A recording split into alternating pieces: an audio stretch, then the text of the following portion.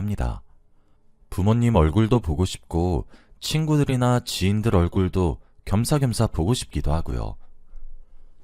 제가 이렇게 글을 써서 보내게 된 이유는 제가 한국을 떠나게 된 이야기를 한번 해보고 싶어서입니다.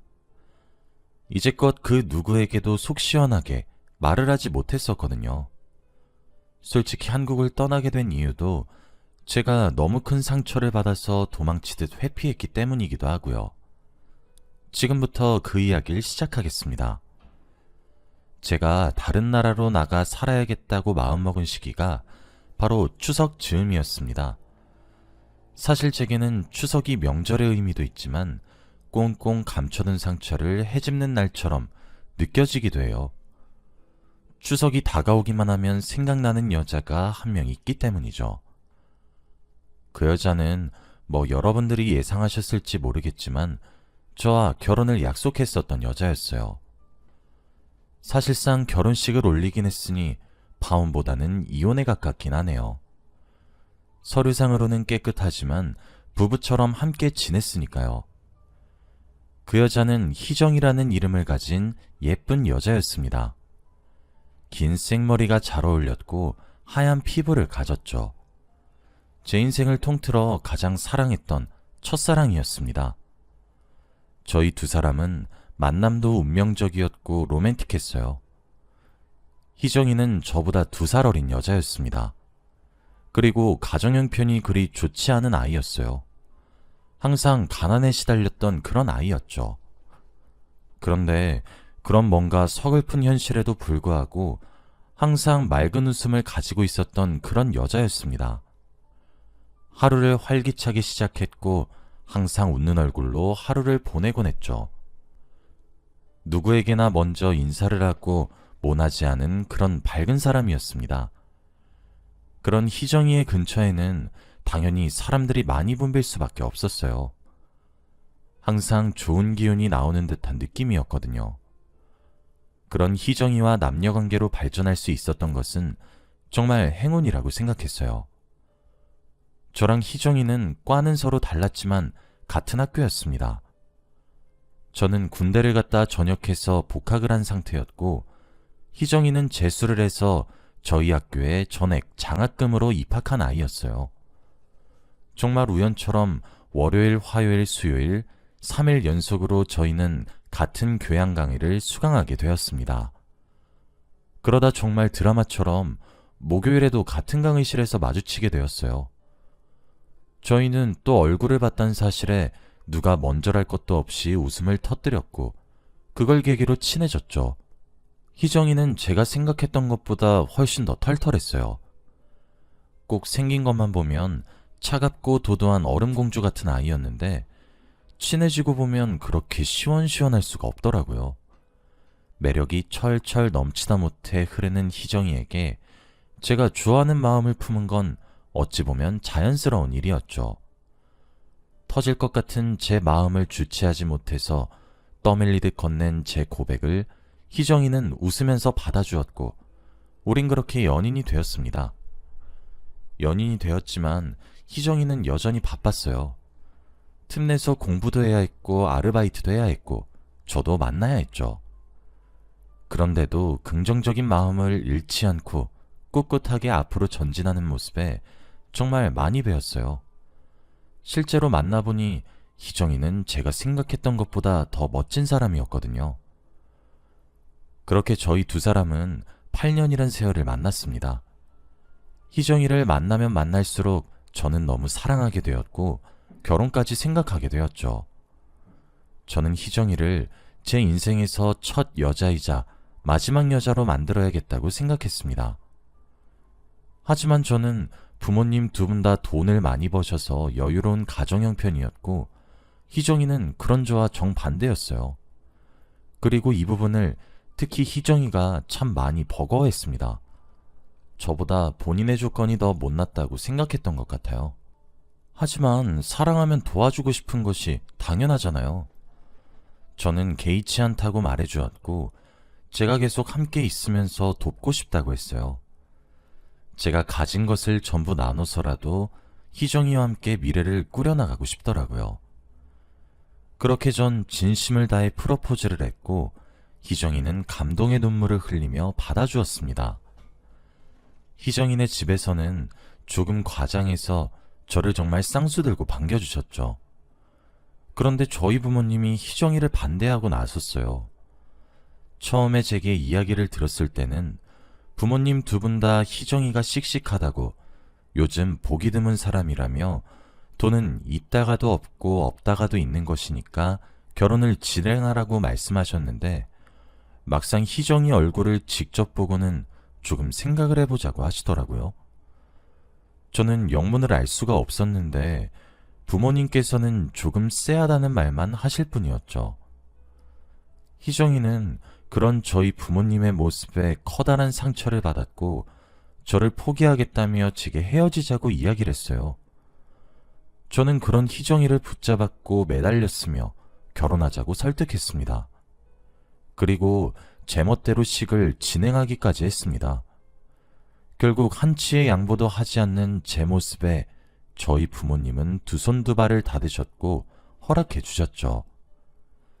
사실 희정이는 그동안 모은 돈들을 전부 학교를 다니는 생활비로도 사용했고, 취직을 한 이후부터는 월급을 받는 족족 본인이 가장이었기 때문에 그 돈으로 가게를 꾸렸어요.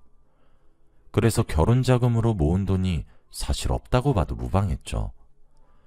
그래서 저희 집에서 집을 준비했어요. 결혼식도 저희 집에서 지원해 주신 돈으로 올리기로 했죠. 여자친구는 정말 감사하다며 꼭 효도로 갚겠다고 예쁜 말로 돌려주더라고요. 함께 웨딩 사진을 찍고 청첩장을 만들었어요. 그때까지 전 정말 세상에서 제일 행복한 남자였죠.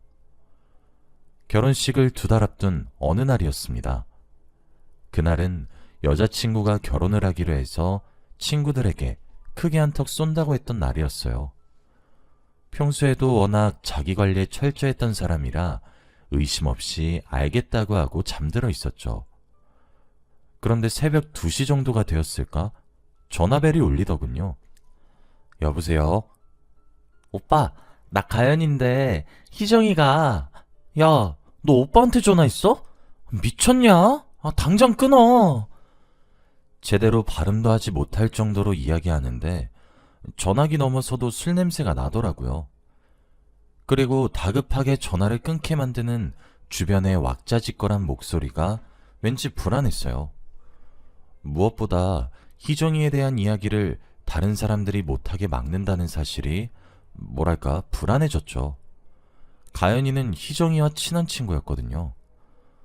저는 어리둥절한 채로 멍하니 앉아있다가 가연이에게 다시 전화해볼 요량으로 휴대폰을 들었습니다. 그런데 진동소리와 함께 문자 메시지가 오더군요. 오빠, 오늘 가연이 처녀 파티 했어. 알고는 있었어? 진짜 오빠가 너무 아까워서 말해주는 거야. 내가 이렇게 말했던 사실은 비밀로 해줘. 땡땡동 아라비안 나이트야.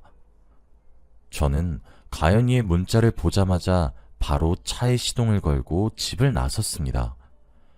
가연이가 말한 아라비안 나이트 근처에 차를 대고 있었어요. 새벽 2시가 넘은 시간에도 사람이 붐비더라고요. 안으로 들어가서 찾아야 하는 건지 망설이고 있었습니다. 제가 알던 희영이는 나이트의 니은자도 모르는 사람이었거든요. 하지만 가연이의 문자 메시지를 무시할 수도 없더라고요. 한참을 기다렸을까? 저 멀리서 익숙한 실루엣이 보이기 시작했어요.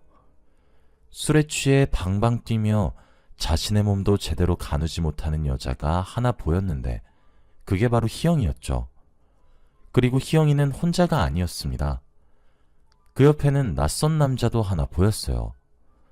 희영이는 제게 자주 업어달라고 애교를 부렸는데 마치 제게 하듯 그 남자에게 똑같이 애교를 부리고 업히더군요. 저는 정말 두 눈으로 보면서도 믿기지 않았습니다. 그 사람의 뒤를 차로 밟았더니 결국 모텔로 향하더군요. 그때 제가 느꼈던 참담함은 차마 표현이 안 되는 것 같아요.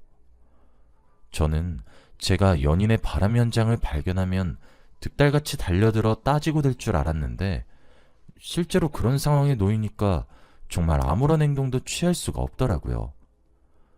모텔에 들어가는 모습을 블랙박스에 담은 채로 저는 집으로 돌아왔습니다. 다음날 희정이가 아무렇지 않게 제게 잘 잤냐는 연락을 해왔고 저는 만나자고 했어요. 아무리 제가 희정이를 많이 사랑해도 아닌 건 아니라고 생각했기 때문이죠. 희정이에게 지금 너희 부모님도 뵙고 말씀드리겠다고 했고 무작정 이른 아침 희정이네 집으로 찾아갔습니다. 이른 시간에 왜 왔냐는 희정이네 부모님의 모습 뒤로 희정이가 보였어요. 뭔가 제 분위기가 달라졌단 것을 아는 듯 눈치를 보기 시작하더군요. 저는 할 말이 있다고 이야기한 뒤 어제 제가 목격한 블랙박스 영상을 휴대폰으로 보여드렸습니다. 희정이네 어머님은 입을 막으시고 놀라워 하셨고 희정이네 아버님은 희정이 머리채부터 잡았죠. 제 눈앞에서 자기 딸의 뺨을 내려치며 내가 그리 키웠냐고 화를 내시는데 말리고 싶지도 않았어요. 희정이는 제게 무릎을 꿇고 빌기 시작했어요. 정말 단 한순간의 실수였고 친구들이 결혼 전에 나이트 한 번은 다 가는 거라고 해서 따라갔었는데 술김에 저지른 실수였다고 미안하다고 펑펑 울면서 말이에요. 그런데 희정이도 빌고 희정이네 부모님도 빌고 평생 죄인의 마음으로 살겠다고 미안하다고 한 번만 용서해달라고 그렇게 비는데 사랑 그깟 것이 대체 뭐라고 외면하기가 그리 어려운 건지. 바보 같을지 몰라도 전 희정이를 용서했습니다. 머리로는 안 된다고 외치는데 마음이 시키는 대로 할 수밖에 없더라고요. 대신 조건을 붙였죠. 혼인신고를 미루는 것으로 말이에요. 게다가 제 마음속에 이미 불안과 의심이 커져버렸기 때문에 그녀를 용서할 시간이 필요하기도 했죠. 결국 계획했었던 대로 결혼식을 진행했어요. 저희 부모님께는 알리지도 않았어요. 처음엔 깨진 신뢰로 어떻게 사나 했었는데 막상 살림을 합쳐서 함께 살기 시작하니 사라지더라고요. 문득 제 눈앞에 그날 밤이 펼쳐지는 날이면 힘들었지만 그럴 때마다 희정이가 진심으로 사과하기도 하고 상처 입혀서 미안하다며 눈물을 흘리기도 하고 실제로 술을 끊는 행동을 보여주면서 반성을 하니까 괜찮아지기도 했어요. 저는 그렇게 점차 희정이를 용서하기 시작했습니다. 그러다 희정이가 임신을 하게 되었어요. 결혼식을 올린 지 고작 6개월 정도가 지난 순간이었죠. 임신 4주차라며 제게 수줍게 임신 테스트기를 건네는 희정이를 보고 저도 가슴이 벅찼습니다. 저도 드디어 아빠가 된다는 사실에 말이에요. 희정이는 제게 혼인신고를 요구했습니다. 하지만 솔직히 말을 해보자면 별의별 생각이 다 들더라고요. 의처증도 아니고 제게 그동안 믿음을 보여준 희정이를 믿어야 된다고 생각은 드는데 확신을 할 수가 없었어요. 저는 희정이에게 혼인신고와 출생신고를 같이 하자고 이야기했어요. 희정이는 그런 제 태도에 불만이 있는 듯 했지만 지은 죄가 있다 보니 별말 안 하더라고요. 그렇게 출산의 날이 다가왔습니다. 저는 아이의 탯줄을 직접 잘라주기 위해 분말실에서 아내 곁을 지켜주고 있었어요. 16시간의 진통 끝에 우렁찬 울음소리가 들렸고 아이가 태어났죠. 아내가 얼마나 대견스러웠는지 몰라요. 그런데 분만실의 공기가 조금 달라진 듯한 느낌이 들더라고요.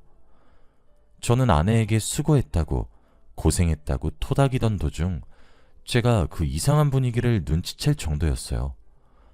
거기 있는 모든 의료진들이 당황한 것이 느껴졌습니다. 탯줄을 잘라야 한다는 말에 방금 태어난 아기를 내려다보았어요. 방금 태어나서 눈도 제대로 잘 뜨지 못하더라고요. 아닐 거야 하면서도 저는 간호사에게 아이의 눈을 조금만 벌려달라고 했습니다. 간호사는 머뭇거리면서도 제 요구를 들어다 줬어요. 그런 저를 숨을 거칠게 내쉬는 희정이가 올려다봤죠. 태어난 아이의 머리카락은 금색에 가까운 곱슬머리였고 눈동자의 색이 파란색이었습니다.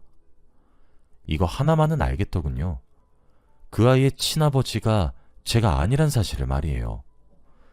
전 파란 눈동자와 금발의 곱슬머리를 가진 외국인이 아니었거든요. 저는 말없이 분말실을 나갔고 그런 저를 아무도 잡지 못했습니다. 뒤에서는 비명처럼 제 이름을 부르짖는 희영이의 목소리만 들렸죠. 분만실을 나가니 저희 집과 처갓댁 가릴 것 없이 다 전전긍긍하면서 절 기다리고 있더군요. 제게 너나 할 것 없이 달려와 어떻게 되었냐고 묻기에 대답했습니다. 아들이 태어났어요. 엄청 예뻤습니다. 머리가 금색에 가까운 곱슬머리였고 눈동자가 파랗더라고요. 꼭 외국인들 혼혈처럼 말이에요. 아이 아빠가 정말 누군지 궁금하네요. 제 말에 그곳에 정막이 흘렀습니다. 저는 정말 배신감을 이루 말할 수가 없었어요. 제게 임신 4주차라고 배시시 웃던 그녀는 저와 결혼식을 올리고 난 이후에도 부정을 저질렀던 거였고 그게 저와 그녀의 아이라고 생각해 출산을 했던 거였어요. 심지어 저는 그런 그녀를 용서했는데 또 그와 같은 실수를 반복한 그녀를 용서할 수가 없었습니다. 사람이 너무 큰 충격을 받으면 오히려 차갑게 식기 시작하더군요. 저는 아내로 받아들이고 있던 희정이의 배신에 정신을 차릴 수가 없었어요. 저는 집으로 돌아왔고 그 다음 날부터 처가댁과 아내인 희정이의 연락이 번갈아 오기 시작했어요. 단 한 통도 받지 않았습니다. 저희 부모님도 화가 단단히 나셨죠. 바로 변호사를 알아봐 주시더니 소송 준비를 하시기 시작하셨거든요. 처음에 저는 파혼을 해야겠다고 생각을 했었는데 식을 올리고 함께 살고 있었기 때문에 사실혼에 해당할 수 있어서 위자료 청구가 가능하더라고요. 이혼과 파혼 그 중간 어디쯤인 것 같았죠. 저는 소송뿐만 아니라 제가 베푼 경제적 지원까지도 모조리 회수했습니다. 이제껏 입고 먹인 것까지 도로 아사올 순 없었지만 아내뿐 아니라 그 친정 식구들까지 먹여 살리고 있던 지원들도 만만치 않았기에 전부 빼앗았죠. 당장 아내의 친정 부모님이 머물고 계신 집조차도 제 명의로 된 곳이었고 일하고 계신 곳조차도 제가 붙여준 곳이었거든요. 하루아침에 거리에 나앉게 생긴 제 부모의 처지를 보고 무슨 생각을 하게 된 것인지 아내는 제게 전화를 걸어와 고래고래 소리를 질렀습니다. 뭘 잘했다는 건지 제게 오해라고 갑자기 자신에게 왜 이렇게 못되게 구냐는데 정말 어이가 없더군요. 저는 법적으로 해결할 거니까 준비하라는 말만 하고 전화를 끊었습니다. 그런데 그때 문득 가연이의 얼굴이 생각나더라고요. 저는 가연이에게 연락해 만나자고 이야기했습니다.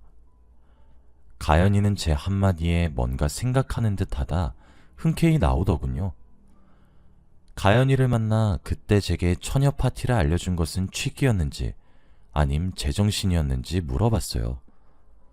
가연이의 대답은 취한 척 연기한 제정신이었다고 했고 그 뒤로 이야기를 시작했죠. 오빠, 희정이 너무 믿지 마요. 오빠가 정말 순진할 것 같아서 그래. 그래, 나도 그렇게 떳떳하게 살아왔다고 당당하게 말할 처지는 안 되는데 오빠가 너무 아까워서 그래요. 희정이 술집에서 일하기도 했었어. 오빠랑 결혼하고 난 뒤에도 매일 술집에서 술도 따르고 오빠는 오랜 세월 만나서 다 안다고 생각할지 몰라도 오빠가 생각하는 것보다 희정이 더 무섭고 독한 애야. 가연이의 말은 너무 충격적이었어요. 가연이는 제가 믿질 못하자 둘이서 같이 술집에서 일을 했던 시절 찍은 사진들과 동영상 등을 보여줬죠. 오빠, 희정이 오빠 돈 많은 거 정말 잘 알아. 그래서 오빠 만난 거라고. 정신 차려. 가연이는 제게 그렇게 불편한 진실을 알려주고 헤어졌습니다. 가연이와의 대화로 있던 정 없던 정 다 떨어진 저는 희정이가 그 오랜 세월 동안 절 감쪽같이 속여온 것도 너무 괘씸했어요. 그리고 희정이가 가장 무서워하는 돈으로 복수하기 시작했죠. 희정이가 결혼할 때 몸만 왔기 때문에 재산 분할할 것이 없음은 당연했고, 아이 또한 제 친자가 아니었기에 아내의 외도 자료로 증빙이 가능했고, 그뿐 아니라 이제까지 몰랐던 제가 너무 어이가 없어질 정도로 증거를 하나 잡기 시작하니 무슨 줄기에 매달린 감자 마냥 주렁주렁 딸려오더라고요. 결국 저는 위자료 3천만 원과 함께 그녀와 이혼에 성공할 수 있었습니다.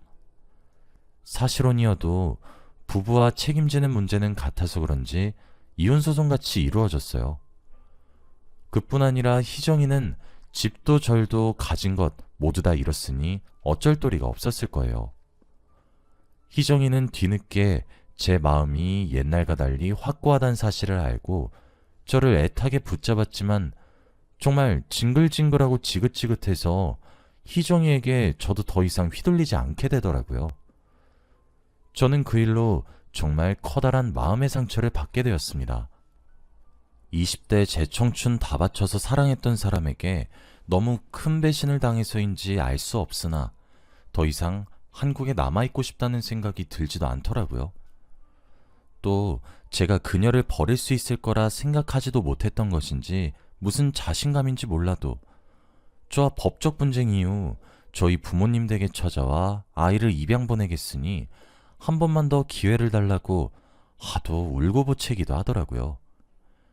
저는 처음에 원래 살던 지역을 벗어나서 취업을 해서 지냈었는데 제가 돌아오는 추석같이 큰 명절이 올 때면 저희 본가에 망부석 마냥 서서 저를 기다리는데 병적인 집착처럼 느껴지더라고요.